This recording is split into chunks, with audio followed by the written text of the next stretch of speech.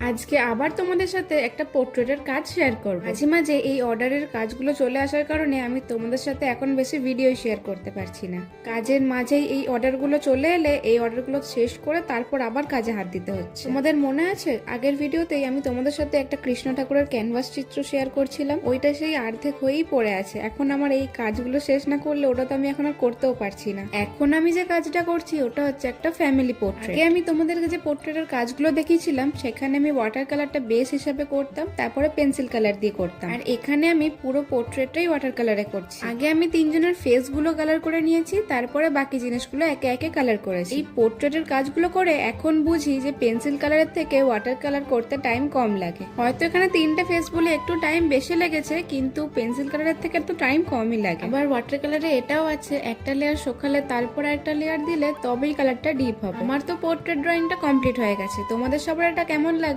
অবশ্যই কিন্তু কমেন্টে জানিয়ে, এবং ভিডিওটি ভালো লেগে থাকলে লাইক এবং চ্যানেলটি সাবস্ক্রাইব করতে ভুলো না। দেখা হচ্ছে আবার নেক্সট ভিডিওতে।